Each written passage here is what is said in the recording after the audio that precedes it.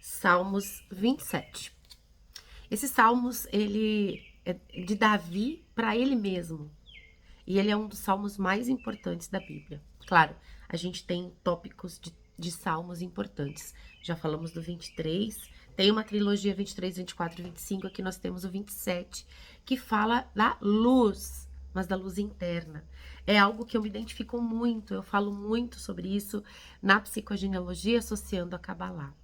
Ele começa dizendo assim: o eterno Deus é a luz que me guia e a fonte da minha salvação. Salvação, gente, no hebraico, aqui na tradução, significa refúgio e a fonte do meu refúgio. Essa palavra luz, ou or, no hebraico, né, que significa luz, na tradução profunda, ela significa vida, né? Então, Deus é minha vida e fonte do meu refúgio, fonte da minha manifestação mais potente. Vamos lá, ele fala aqui nesses salmos que nós precisamos estar atentos à manifestação divina dentro de nós, ao que se chama na Kabbalah de Shekinah. Shekinah, na verdade, é quando você encontra a tua potência divina. Eu falo sempre na psicogenealogia que a gente precisa transformar dor em potência. Você vai ver meus alunos, meus colegas hoje já falando isso. Você precisa transformar dor em potência. Se eles falam, eles também aplicam e dá certo. Então, tudo que é dor no teu sistema familiar é transformado em potência e luz, né? E a luz, ela serve para você iluminar o outro. E assim você está conectado com o Criador. Nesse tempo onde foi escrito esse salmo, na verdade não existia um templo. Salomão vai construir um templo. Então, nesse tempo, só existiam as tendas, né? E foi um tempo em que a presença de Deus deixou de ser manifestada através dos patriarcas. Porque se você for ver historicamente, os patriarcas foram os mensageiros divinos. E nesse momento, né, que é um marco de divisão, a luz começa a ser manifestada em cada um, dentro de cada um. Até hoje a gente vive dentro de alguns grupos, né? Ou até uma questão muito pessoal de ter que submeter aquilo que eu penso e sinto a alguém. É lógico que todos nós precisamos de um guia, né? De um mentor.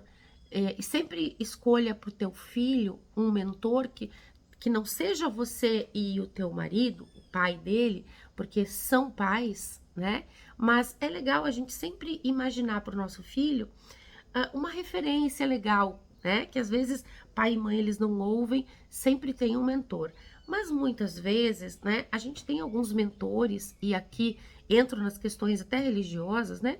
A gente tem referências religiosas, padre, pastores, que viram referência de comportamento para você. Traduzindo melhor, não é que seja referência de comportamento, porque ser referência de comportamento é legal, mas muitas vezes você deixa de fazer escolhas porque você a submete a a este mestre, este guia, né? E este guia diz para você: não faça isso, né? É claro, dentro da caminhada dele, ele vê e diz para você o que há de melhor. Mas tome muito cuidado, porque muitas vezes você obsta a manifestação da tua luz. Recentemente eu atendi uma pessoa e ela disse assim: tudo que acontece, minha mãe pergunta para o pastor o que fazer, né? Então, se isso acontece, essa pessoa ainda não tem manifestação de Shekinah. Por quê? Porque quando você tem a manifestação da Shekinah, você pensa naquele pastor, pensa naquele padre e diz assim: ele falou isso. Ele fez uma pregação e falou isto. E agora está me acontecendo isto. Então eu vou usar aquela referência daquela pregação nesse momento que eu estou passando. Isto é o que eu queria dizer, né? Quando a gente consegue sair da dependência de um guia, né? E às vezes é até pai e mãe, porque nós precisamos sair da parentela, já falei para vocês, sair da parentela e encontrar a nossa própria luz. Aqui então, nós temos a possibilidade da manifestação dessa centelha divina, da presença divina em nós. E eu escrevi aqui 7 chaves, né? Vou ver se eu consigo falar rapidinho. que proporcionam um refletir equânime, né?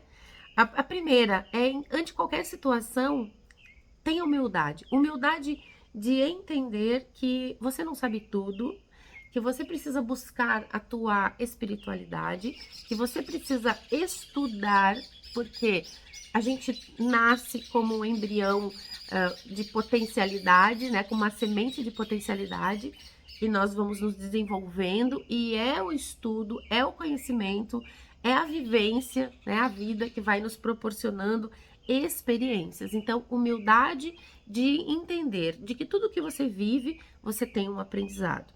Segundo, elevar ao máximo os teus pensamentos diários. Por quê? Porque tudo é vibração. Então, se eu estou num pensamento elevado, eu atraio menos vibração negativa. É compatível com o teu pensar. Terceiro, agradeça a Deus tudo o que acontece contigo. Todos os danos, todos os problemas e aquilo que não aconteceu. Aquilo que acontece contigo de eventualmente problema é uma oportunidade de crescimento. Eu sempre falo isso no meu curso. Depois, escuta, e para mim é o mais importante, escuta o teu coração, porque ele é parte de Deus. Nesse versículo ele diz, eu sou luz, né? E quando Davi diz, você é minha luz, né? Eu vejo tua face. Então, quando você está perdido, ouça o teu coração. Ele tem a resposta, ele ecoa uma resposta divina. Acredite nessa resposta, é uma manifestação de Deus. Depois, ver as bondades pessoais que eu recebo. Muitas vezes a gente tem aí situações que nós não percebemos, mas que são livramentos, né? Às vezes tem alguma coisa que não dá certo, quando você vê isso que não deu certo, te levou para um outro caminho, observar isso, tá? Antes disso, eu fiz uma observação aqui, porque nós temos nesse versículo a questão do pai e da mãe, né? Onde Deus ama acima do pai e da mãe, ainda que o pai e a mãe te abandonem. Bom, tem várias etapas de analisar esse pai e mãe.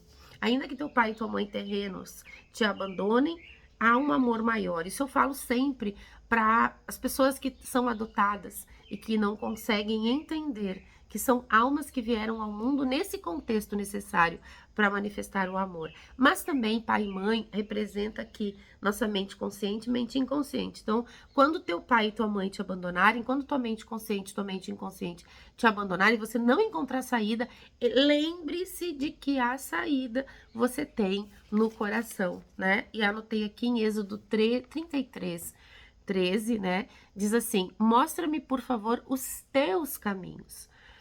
Então, há um caminho certo para você, que não é o do outro, tá?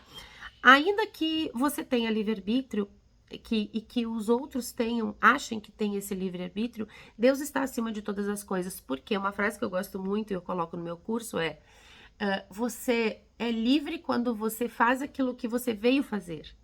O livre-arbítrio, na verdade, ele só existe no plano espiritual quando você, enquanto alma, escolhe o que veio fazer. Então, ainda que você se ache injustiçado, né, dessas pessoas que estão fazendo algo, há um plano maior para todas as coisas e você combinou algo com a grande consciência, com Deus, né? Então, esse livre-arbítrio, ele deixa de acontecer aqui embaixo quando lá em cima ele prevalece, né? Essa escolha superior prevalece. E, para finalizar, sempre espere o bem. O final, gente, de todas as coisas, ele é sempre positivo.